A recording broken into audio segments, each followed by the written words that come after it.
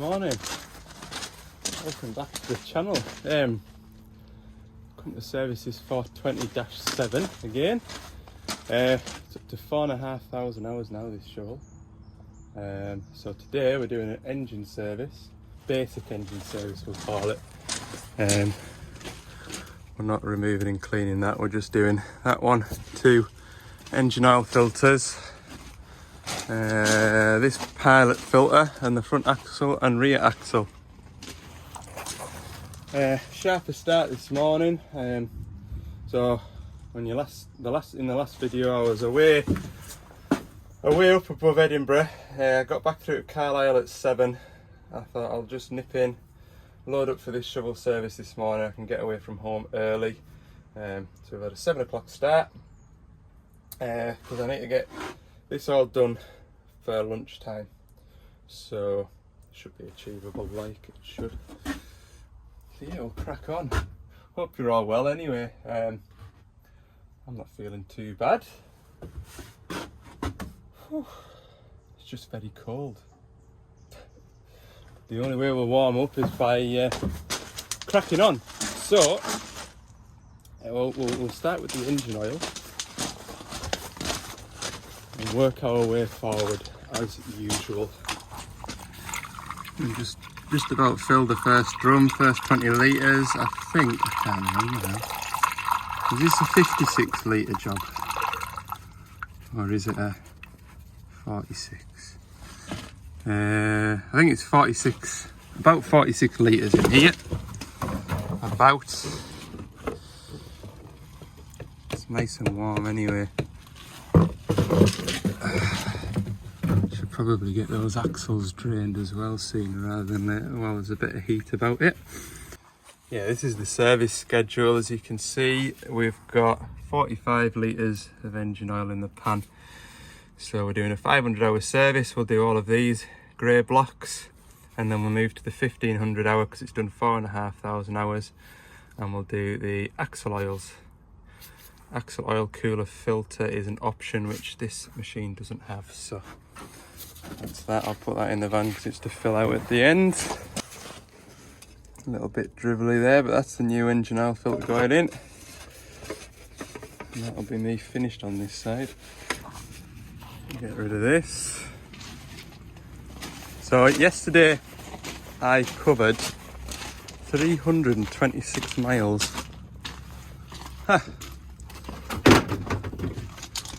And it was a total drive time of 6 hours and 35 minutes. And I did a 12-hour day, 7 till 7. So I only really worked 5.5 hours yesterday.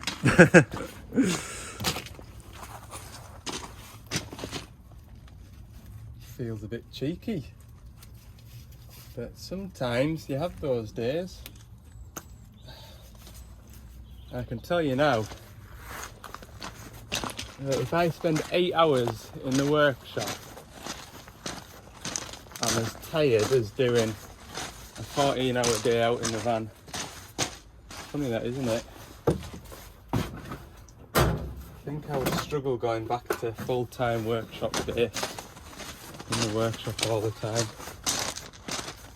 You'd get used to it, but I'll tell you what, I could just do with getting everything that I need rather than going backwards and forwards. Pipe clamp. What else do I need? Pipe clamp. What's that bleed screw on there? Is that a 14mm or a 12? I think it's 14. I'm gonna guess 14 and then I'll be wrong. Where's the 14? Yeah. Right, who thinks it's 12? Who thinks it's 14? 14mm. That was my Terminator impression. You're welcome. I'm here all week. Right. What is it? Oh, it's a 12. I can see it. 12mm. There you go. 2 for the price of 1. So after all that, still end up having to walk back. Sometimes prefer parking the van at the back of the shovels to save walking, but I want a bit of space in here in case I need to load a wagon out of that stuff. 12. Good. Right. It was asked, I think I've been asked a couple of times and I did answer them in the comments, but I like to clamp this pipe up here and then it just saves about 15 seconds of pumping that hand primer, because when I take that off, we'll introduce air into the system and all this will run back to the tank. So at least when I change this filter and that filter and go to bleed it, I've only got fuel to pump from here straight into here. Tiny bit quicker, tiny bit, but every little helps. Right, I like to drain the fuel filters where I can before I take them off, just to save mess. So while that's draining, I'll go and get another one of those, and I'll take that one off. Do that. Let that one drain a little bit. This one's finished, so I'll screw that back in. And I don't forget when I put it all back together with a new filter. There we go. Right. I'll get rid of this. Got $5 worth of diesel in there, look.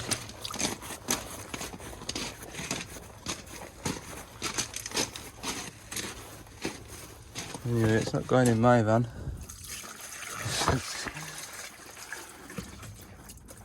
I don't think I'd get very far running my van on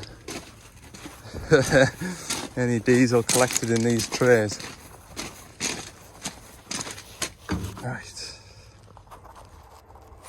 I've got all my filters changed. I'm going to bleed this filter first. So I'll pump this hand primer to get all the air out of this filter till the fuel runs out of there. Put the bung back in, and we've got fuel up to here. I'm going to pump that again, and it'll go through and into this filter head here. And we'll fill this filter up, and I'll keep an eye on the air bubbles. Once the air bubbles in there stop coming out, and we know that we've got fuel all the way up to here, and then we've just got to pump a little bit more until the fuel gets down to here. That's what we're doing when we're bleeding the fuel system. We don't want any air in the system, so when we go to start the machine, we're not turning it over and over and over and over. You do get a little bit of bubbles popping out like that because there's a little bit of fuel kicking about. Probably what's running back down here. And then you end up spraying it everywhere. So I'm going to use my other hand now to hold the rag over there to stop it just making a mess. I've got fuel up to here. Now when I pump this hand primer, we should see bubbles start to appear as the fuel forces the air out the system. You can see the bubbles there. So we'll pump this now until all those bubbles stop. And that's the fuel forcing all the air out the system. The machine should strike up no bother. That's the goal. Right, you can see now when I pump this, the bubbles are pretty much all but gone. So now there's fuel all the way up to there now, which is good. What I can do next if I want is do the same again but down on that point there. But generally what I find now, if I lock that off, pump it a couple of times, it's just enough. Some people do pre-fill fuel filters before fitting them to machines. The reason I don't is because I was always taught as a youngster not to. You've got more chance of introducing muck into the system, and also it's not what development recommend doing either. So do it the old-fashioned way, if you like to call it that. Like I say, I'm not doing a kind of this is what you should do. This is what I do, and it works for me. Everybody's got their own methods and their own ways of doing things. Engine oil going in. Need to remember they're 25 litre drums. So I don't want to empty the second drum, I want obviously 5 litres left in it. So while the engine oil's filling, we'll crack on and get this pilot filter done. 24mm that I used to take the engine oil out. Pop him on here. Let's see how tight this is going to be. No bother at all, look. So, I'll go and get the new filter ready to go on. It's a bit of a splash and dash kind of a job, you know. Pilot filter done. Just on the phone there to somebody while I was doing that. The joys. Right. Engine oil's still going in. I need to grab my van keys. Van keys. Last filter. Then after that it's just oils. Axle oils to be precise.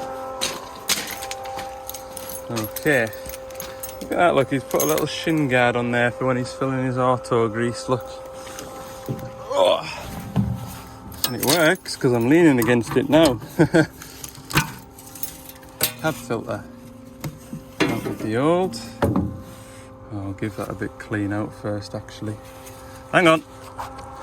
There we go, in with the new, and by the sound of it, I've got through my first drum of engine oil. That's convenient. Marvellous bit of kit, that. Absolutely love that thing. For this kind of work, that is perfect. If you haven't got one and you're on the fence about whether or not to get one, and you're changing oils in sort of 20 plus litre capacities, that is the job. I find it's a bit of a faff. If I'm doing anything less, like I say, if I'm doing anything less than 20 litres, it's a bit of a faff to get out. And I say faff, it's just because I'm a bit, you know, like to keep stuff clean and tidy. So for other people, it's probably less of a faff. But yeah, very good, very good. Right, I need to swap from that drum into this drum, so I need 2 hands. So I've not put the pipe all the way into the bottom of that drum. I think it must go to about there, just in case I get caught up with something and I forget about it. I mean, I won't forget about it, but you know what I mean. I might be trying to catch a lot of axle oil in a minute, so I don't want to have to rush away to that. I said to myself, I'm going to do the back axle first and get it done and out the way, so I'll show you when I'm doing the front axle. That's quite handy. I'm at this side of the machine and the oil pump has hasn't run out of oil. It's run out of the oil that I've given it. So I'll just sneak out here. Double check that there's oil left in there. Yeah. Right. See where it is on the dipstick. These dipsticks are bad to read, like. Bear with us. You see it there, just above the, ever so slightly above the max. It's on the X of the max. Perfect. That'll do for me. There we go. Turn that tap off. We don't dribble oil everywhere, hopefully. I need to get it out of here now. I'll try and jam it into position because I don't want to walk away and for this to like pop out of place. Maybe in at the other end of the machine and just pumping oil all over it. Right, I've got that hub done. I need to scurry under the other side now and do the other hub. That's the back axle fully drained. I need to refill it now. While I was under there waiting for this hub to drain, which is the left hand side hub, while I was waiting for that to drain, I've greased the back drive shaft, so that's all done. Looking at the amount of oil left in there, I was like, oh, it'll top up that drum. I've gone a bit far, look. Oh gosh. Pop you in there. Look at that. What a mess. I'll try and chuck a drop into there quickly. Right, in the time it's taken me to try and get that bung out, I've had a full 20 litres going, but you can hear that battery's starting to get weak now, so it'll be a little slower for a while. I'll just let it run flat. It'll do it some good. Right. Oh, that's it, stopped actually. Right, I'll go and change that battery out, hang on. Brilliant. I slotted my battery on and there was a big flash that came from inside that grill there. And now it won't charge my batteries. Nice one. And that's the only charger I've got. Check the fuse in there and it doesn't seem to be, well, it seems to be okay. You'd expect something like that would blow a fuse rather than the blooming charger. Oh well.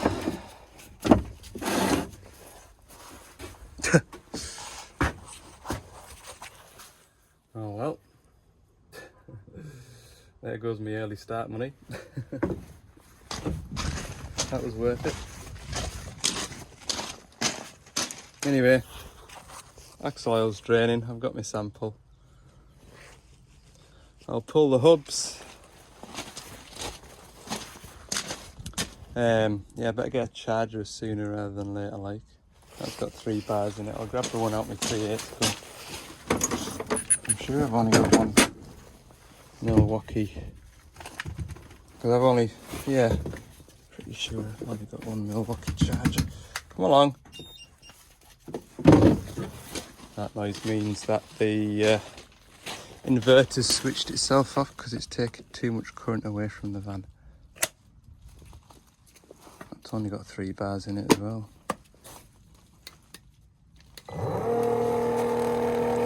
Right, we'll continue. Right, back axle's full. These are still draining a little bit. I'm going to use that as an excuse to have a cup of coffee. Hopefully it's still warm. Should be like. Why is it when you sit down for a moment's peace, that rings? Oh dear. Anyway, I'm filling the axles up. So I'm going to grease this drive shaft. Before I do, I'm just going to put the bar in the centre joint here and check there's no play in it. That is tight as a drum. Good. 4,500 hours. It's doing well. Not that they go at a particular age, it's more the maintenance behind them that'll allow them to go. Right, reach my arm in there now and find the grease nipple on that UJ. That one there. And on there, look. There. So, 10:15. So I was here at about 7:20, signed in, did all risk assessments and stuff, chatting to the driver, so I probably won't have started work on it till 7:45 maybe. And that's the guts of the service done. Obviously I've still got that repair to make, but yeah, I'm pleased with progress. Now, I've had a happy little surprise. You know when you don't realise you've got something until you look for it? Ha! I do have a second charger. So that's a happy discovery, and that battery that, you know, when I clicked it onto that one down there and it went pop. So it's maybe the battery that's caused it, and I did say earlier, Right, you've missed all the excitement because my phone battery ran out of battery, of course. Oh yeah, look. So, yeah, the seat was on the floor. What they've done, this is what I'm thinking they've done, is they've spliced into that live, and then there was a bit of wire. This bit of wire here, they've shoved into there, and shoved that onto the compressor just to lift the seat back up. But what I've found is loads of bits of seat. So I think while it's still inflated, we'll just get we'll get a repair kit or whatever you can get for these seats and come and take it out and strip it down. And I mean, if I'm seeing stuff like that, I'm no magician. Like, I can't just put that back together. Oh dear. Yeah, I don't know what that's happened like, but these things happen. It's a grammar seat, like, it's all back together in a fashion. Like I say, we'll come back and give that area down there a good square up and sort that air suspension on the seat. Oh, what a glorious day it's turning into. Climb down at you in one piece. Right, put my gear away. Need to write up which samples which. Engine oil, back axle, front axle. Good. Right, next job of the day. We're 2:30 now. I'm up in the woods again. I'm heading to a DX210. The fault is, and it's an intermittent fault, so I'm not going to know right away, but I've got a strong suspicion. I've also talked through the symptoms with my boss, and he has the same thought as me. So what's wrong with the machine? It's done it 3 or 4 times lately. He'll be working the machine and then the dipper arm in and out function. The lever goes absolutely rock solid, can't move it backwards or forwards, but you can slew left and right. So that fault is only on the dipper in and out circuit. So that tells me that the pilot lines are getting more than 40 bar in them. It does. And I think the only way it can do that is getting feed of oil from a higher source, and I think it could be the dipper arm lock valve. I think. I'm not the only one that thinks, but anyway, we've got a lock valve on the van and we're going to go and pop it on and yeah, see how it goes. We'll probably know by next week, and we probably won't know by next week, because if he fixes it, then he's not going to come back on the phone and say, "Aye, that's it, it's sorted now." Generally, those sorts of things, you kind of do something, you never hear out back, then that's what it was. So that's what we're away to do. So yeah, anyway, we're going to have a nice ride up into the woods. I don't know what else to add to that. We're going to have a nice ride into the woods. Lovely, like the cloud about is strange. I could hardly see in front of us earlier. Right, that's the job done. Oh dear. I made a hell of a mess. Caught all the oil, like. But yeah, I made a bit of a mess doing it, and I was all clogged up with oil, and so yeah. But you've seen us doing them before, and we'll put the machine back to work.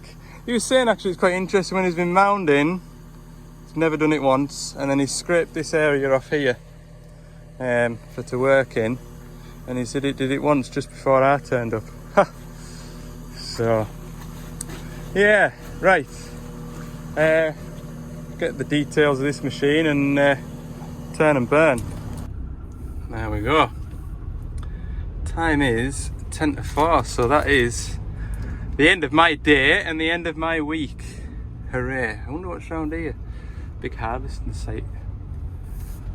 Over there, look. I'm just going to have a nosy up over the brow of this hill, see what I can see, just because I can, look. Oh hey, it's a nice view. You can't see yet. That is lovely. Look at that. You can see all the way down to the Solway. I'll stop here and I'll show you. Seeing as though I didn't show you any of me doing the fixing. It's nice that. All the way down there, that's where the Solway Firth is. Yeah, lovely. Yeah, tell you what, I'm looked after and all. Look, give us a Kit Kat for the journey home. Very kind. Very kind. Right, I'll round the video up at that.